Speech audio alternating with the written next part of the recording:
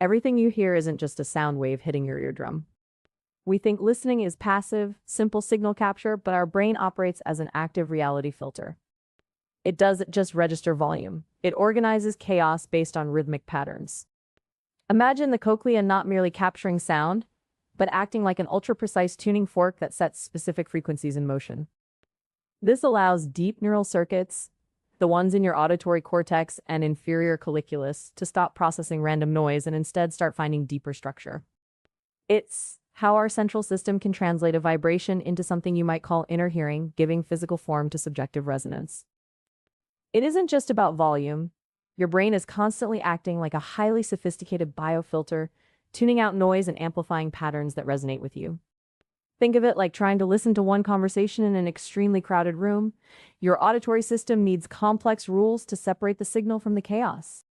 This happens deep within areas like the inferior colliculus. Researchers are showing us how focusing on subtle temporal rhythms, what we might call inner hearing, actually shifts neural activity into specific oscillatory states like gamma or theta waves. It proves that our subjective experience of tuning in is rooted in measurable biological mechanics, a precise dance between sound and consciousness. We often talk about inner listening like it's some purely spiritual gift, but what if the brain is actually doing intense pattern matching? Think of your auditory cortex not just as a receiver for noise, but as an ultimate biological editor. It filters input so ruthlessly that only specific temporal rhythms, like those found in cosmic patterns or deep structural soundscapes, can resonate deeply enough to register consciously. This isn't magic. It's cross-modal sensory integration, allowing us to perceive the invisible architecture of reality through optimized signal processing. But if our auditory system is this finely tuned for pattern detection, which means something nobody expected for how we define objective truth, our hearing isn't just recording sound waves, it's operating as a biological filter, sorting reality itself by rhythm. Think of your central auditory system like an advanced signal tuner that seeks complex temporal harmonies within noise. It can align our brain state through phenomena like gamma rhythms in areas deep inside the cortex to match patterns we might not even consciously hear. This gives us this sense of inner hearing, accessing something deeper than just literal input through predictive coding. But some studies, for instance, by Dr. Miller on attentional bias, argue that these perceived structural alignments are merely cognitive pareidolia. Is it deep tuning or just coincidence?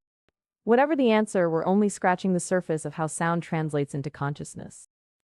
We often think sound just gets heard, but what if your brain isn't passive? Think of central auditory processing less like a microphone recording reality and more like an incredibly sophisticated tuning fork designed to pull specific frequencies out of the noise. This biological filtering system is optimizing signal-to-noise ratios down at the hair cells themselves before it even reaches higher centers in the cortex. It's selecting for patterns, not just volume. But here's where things get wild. That optimized pattern detection doesn't just help you hear music better.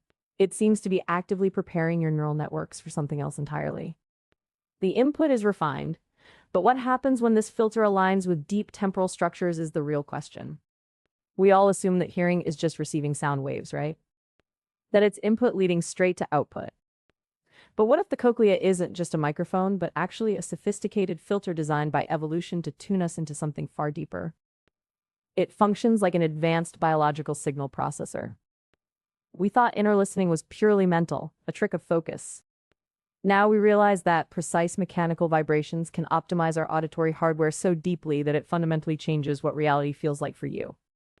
This isn't just noise reduction. This is tuning the dial on consciousness itself, and I think understanding how far that signal travels makes everything else look wrong. We found that what feels like inner hearing isn't mystical. It's mechanics at work. Think of your auditory system as an ultra-sensitive biological filter, not just for sound waves, but for temporal patterns in reality itself.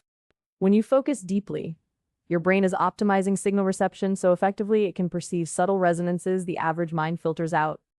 The actionable takeaway is this: intentional stillness optimizes that neurobiological tuning process within your own central auditory system.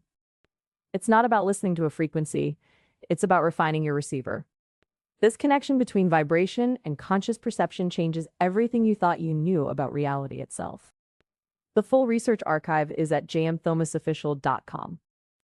The final picture isn't just about waves in a liquid, it's about how your brain acts as an infinitely sophisticated tuner. Think of central auditory filtering not merely as sound processing, but like a high-definition sieve for reality itself.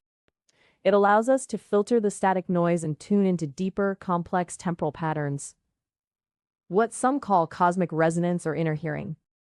You can start practicing this now. When you find yourself overwhelmed by distraction, consciously focus on one extremely subtle background hum until it ceases to be merely sound and becomes a pattern of information. This shifts your brain's architecture itself. The full research archive is at jmthomasofficial.com.